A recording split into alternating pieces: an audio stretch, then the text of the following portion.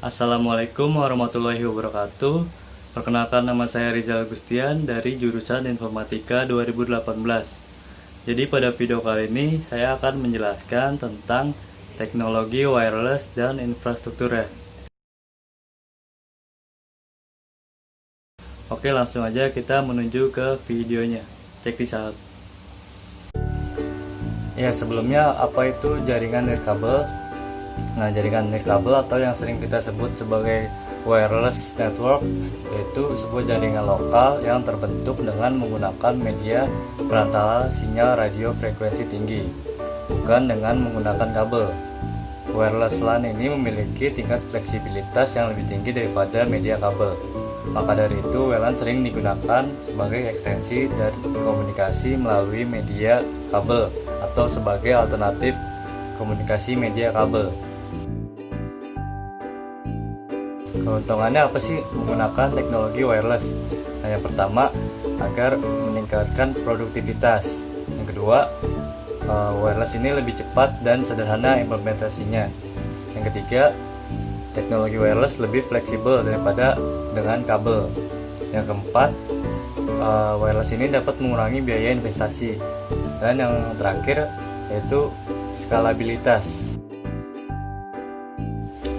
Nah, tipe-tipe jaringan nirkabel itu ada 4. Yang pertama ada wireless personal area network atau WPAN.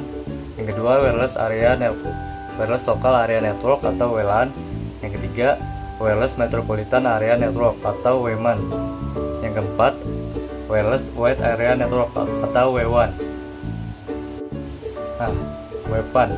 Teknologi WPAN membolehkan pengguna untuk membangun suatu jaringan nirkabel bagi peranti sederhana seperti PDA, telepon seluler atau laptop. Ini bisa digunakan dalam ruang operasi personal dan bisa mencapai jarak sekitar 10 meter. Saat ini, dua teknologi kunci dari WPAN adalah Bluetooth dan cahaya infrared. Bluetooth merupakan teknologi pengganti kabel yang menggunakan gelombang radio untuk mentransmisikan data dengan jarak sekitar 30 kaki atau 10 meter. Yang kedua, WLAN.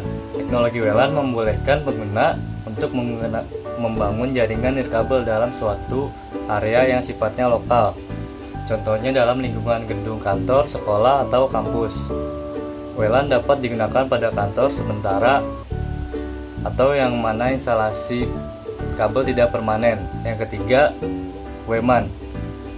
Teknologi WMAN memungkinkan pengguna untuk membuat koneksi nirkabel antara beberapa lokasi di dalam suatu area metropolitan. Contohnya antara gedung-gedung yang berbeda dalam suatu kota atau pada kampus di universitas.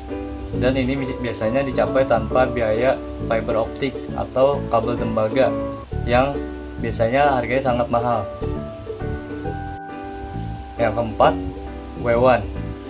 Teknologi WWAN memungkinkan pengguna untuk membangun koneksi nirkabel melalui jaringan publik maupun private. Koneksi ini dapat mencakup suatu daerah yang sangat luas, seperti kota atau negara, melalui penggunaan beberapa antena atau juga sistem satelit yang diselenggarakan oleh penyelenggara jasa telekomunikasi. Teknologi yang dikenal jaringan WWAN adalah 2G, 3G. Arsitektur jaringan nirkabel. Arsitektur jaringan nirkabel ini ada dua, yaitu jaringan ad-hoc atau peer-to-peer. Yang kedua, jaringan infrastruktur atau client server. Jaringan ad-hoc atau peer-to-peer dalam lingkungan WLAN yang sifatnya peer-to-peer. Beberapa pengguna dalam area yang terbatas seperti ruang rapat dapat membentuk suatu jaringan sementara tanpa menggunakan akses point jika mereka tidak memerlukan akses ke sumber daya jaringan. Jaringan infrastruktur atau client server. Stasiun wireless atau peranti dengan network card radio terhubung ke akses point nirkabel yang berfungsi sebagai bridge antara stasiun-stasiun network backbone yang ada saat itu. Frekuensi pada jaringan nirkabel. Yang pertama, frekuensi 5 GHz. Frekuensi yang digunakan pada jaringan nirkabel standar 802.11a dengan transfer data hingga 54 Mbps. Yang kedua, frekuensi 2,4 GHz. Frekuensi dengan 2,4 GHz ini digunakan pada dua jenis standar, yaitu 802.11b dan 802.11g. Yang membedakan adalah kecepatan transfernya 11 Mbps pada 802.11b dan 54 Mbps pada 802.11g.